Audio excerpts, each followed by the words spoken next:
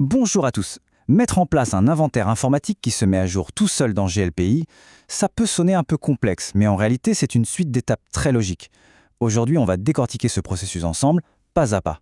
On va s'appuyer directement sur l'interface de GLPI pour que tout soit limpide. Alors quel est notre plan de match? C'est très simple. D'abord, on va voir le principe général de l'inventaire automatisé. Juste après, on va explorer les options les plus importantes à connaître. Ensuite, on passera au concret, à la configuration. Et pour finir, bien sûr, on ira vérifier que tout fonctionne comme sur des roulettes. Allez, on y va. Tout commence ici, dans le menu Administration, puis Inventaire. Il faut vraiment voir cet endroit comme la tour de contrôle de l'aéroport. C'est d'ici qu'on va piloter et gérer toutes les informations qui remontent automatiquement de l'ensemble du parc informatique.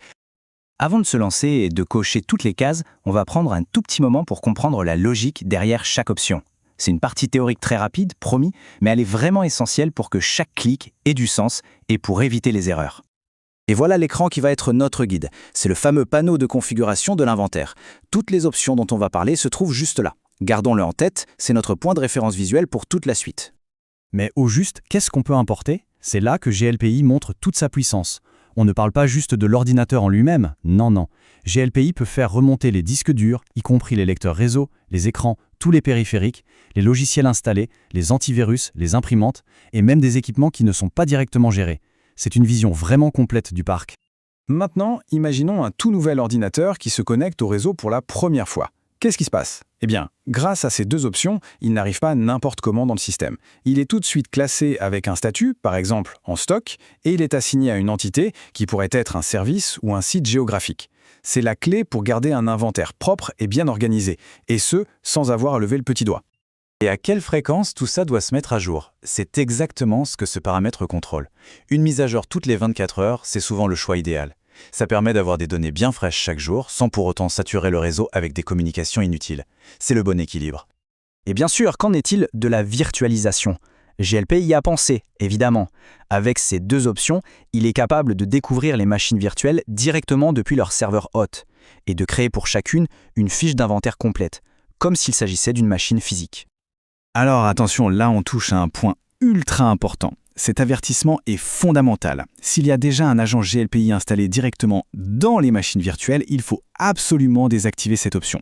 Sinon, on se retrouvera avec des doublons partout dans la base de données. C'est vraiment le piège classique dans lequel il ne faut pas tomber. Bon, la théorie c'est bien, mais la pratique c'est encore mieux. Maintenant que les concepts sont clairs, il est temps de passer à l'action. On va voir ensemble comment configurer tout ça, étape par étape. Le processus est super simple, il se déroule en 5 étapes logiques. De l'activation générale jusqu'à la définition des valeurs par défaut, on va suivre ce chemin pour que l'inventaire soit 100% opérationnel à la fin. Allez, première étape, et c'est la plus fondamentale. Il s'agit tout simplement d'aller cocher la case pour activer la fonctionnalité. C'est le point de départ. Sans ça, aucune des autres options n'aura le moindre effet. Voilà, comme on le voit juste ici sur l'image, c'est vraiment la toute première case à cocher, tout en haut de la page. On peut la voir comme l'interrupteur principal. Juste après, on va choisir ce qu'on veut importer. Là, un petit conseil, en général, le mieux, c'est de tout cocher pour avoir l'inventaire le plus riche possible. Et juste à côté, on règle la fréquence. On met 24 pour une mise à jour par jour. Concrètement, sur l'interface, ça donne ça. On coche les cases dans la section Options d'importation, et puis on indique simplement 24 dans le petit champ de la fréquence juste à côté. C'est tout. On s'attaque maintenant à la partie virtualisation. On coche les deux cases pour bien activer la découverte et la création des fiches pour les VM, mais on garde bien en tête ce qu'on a dit tout à l'heure sur les doublons. On n'oublie pas cette règle d'or. Et voici la section en question, bien visible sur l'interface. C'est vraiment ces deux options qui vont faire la différence dans les infrastructures modernes où la virtualisation est de plus en plus présente. Et on termine avec la touche finale de notre configuration. On choisit un statut par défaut, comme en stock, et une entité par défaut. C'est ce qui va garantir que chaque nouvel équipement sera automatiquement et correctement classifié dès sa toute première apparition dans GLPI. Et voilà, la configuration est terminée. Facile, non? Mais la question maintenant c'est comment être sûr que ça fonctionne?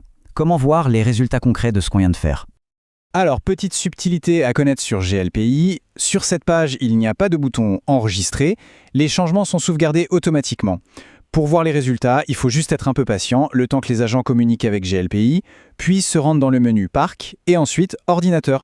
Activer l'inventaire, en fait, ce n'est pas une fin en soi, c'est le point de départ. La véritable puissance se révèle maintenant. La vraie question à se poser, c'est maintenant que toutes ces données remontent toutes seules, quelles règles métiers peut-on créer pour automatiser la gestion? On peut penser à l'affectation automatique de matériel à un utilisateur, à des alertes quand un disque est presque plein, ou à la gestion des licences logicielles. C'est là que GLPI passe de simple outil d'inventaire à un véritable assistant de gestion proactive.